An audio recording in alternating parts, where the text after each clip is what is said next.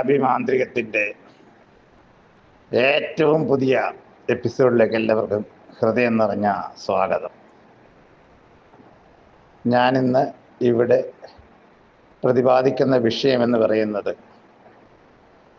രക്തത്തിൽ പിടിക്കുന്ന വശ്യം. രക്തത്തിൽ പിടിക്കുന്ന വശ്യമെന്ന് പറയുമ്പോൾ അതിനൊരുപാട് പ്രാധാന്യമുണ്ട്.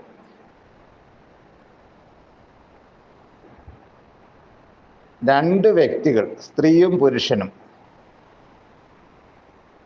അവര് സ്നേഹത്തിലാവുമ്പോൾ പൊതുവായി കാണപ്പെടുന്നത് ഏറ്റവും അവസാനം അവർ ശാരീരികമായി ബന്ധപ്പെടുന്ന ഒരവസ്ഥയാണ്. അതൊരു രക്തബന്ധമാണ്. ഇതെല്ലാം ചെയ്തതിന് ശേഷം സ്ത്രീയെ വഞ്ചിച്ച് പുരുഷൻ പോകും, അല്ലെ പുരുഷനെ വഞ്ചിച്ച് സ്ത്രീ പോകും. ഇതിലൊരു വ്യക്തി ദുഃഖിതാവസ്ഥയിലേക്ക് മാറുന്നു. ഇങ്ങനെ പോയി നഷ്ടപ്പെട്ടു പോയ ബന്ധങ്ങൾ നമുക്ക് വീണ്ടെടുക്കാൻ വേണ്ടിയാണ്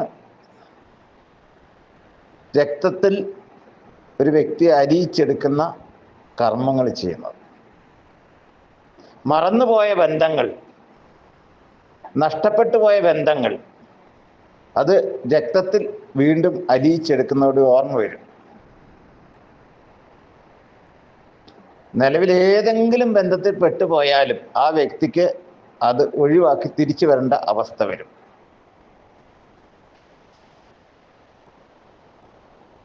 ഇതൊക്കെ കേൾക്കുമ്പം വളരെ ഈസിയാന്ന് തോന്നും. ഈസിയൊന്നും അല്ല, നല്ല ബുദ്ധിമുട്ടോടുകൂടി ചെയ്യേണ്ട കാര്യങ്ങളാണ്.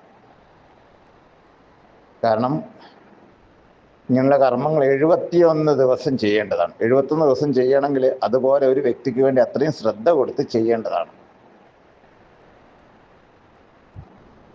അപ്പം ഇങ്ങനെയുള്ള കാര്യങ്ങളൊക്കെ കൃത്യമായിട്ട് ചെയ്യുമ്പോൾ നമ്മൾ മനസ്സുകൊണ്ട് സ്നേഹിക്കുകയും ആരാധിക്കുകയും ഒരിക്കലും നഷ്ടപ്പെടില്ല എന്ന് ചിന്തിക്കുകയും അവരെ വിശ്വസിക്കുകയും ഒക്കെ ചെയ്യുന്ന വ്യക്തി, നമ്മളിൽ നിന്ന് അകന്നു പോകുന്ന ആളുകൾ,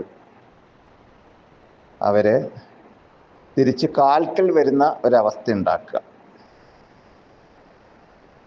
അവർ കാൽക്കൽ വന്നാൽ വീണ്ടും അവർ നിങ്ങൾക്ക് സ്വന്തമാകുന്ന അവസ്ഥ.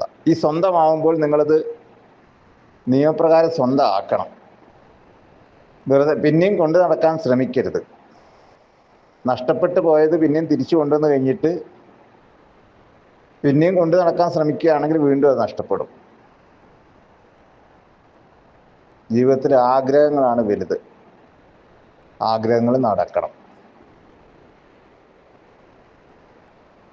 നഷ്ടപ്പെട്ട ബന്ധങ്ങൾക്ക് പൊതുജീവൻ കൊടുക്കാനായിട്ട് ഈ വീഡിയോ ഞാൻ ചെയ്ത് തരുന്നത് നിങ്ങൾക്ക് ഇഷ്ടപ്പെട്ടെങ്കിൽ ഇത് സബ്സ്ക്രൈബ് ചെയ്യുക, മറ്റുള്ളവർക്കായിട്ട് ഷെയർ ചെയ്യുക. എന്തെങ്കിലും തക്കതായ ആവശ്യമുണ്ടെങ്കിൽ മാത്രം എന്നെ വിളിക്കുക. ഞാനിവിടെ കർമ്മങ്ങൾ ചെയ്തു കൊടുക്കാമെന്ന് പറഞ്ഞിട്ട് വീഡിയോയിലൊന്നും പറയുന്നില്ല. യഥാർത്ഥ ആവശ്യക്കാർ മാത്രം വിളിച്ചാൽ മതി.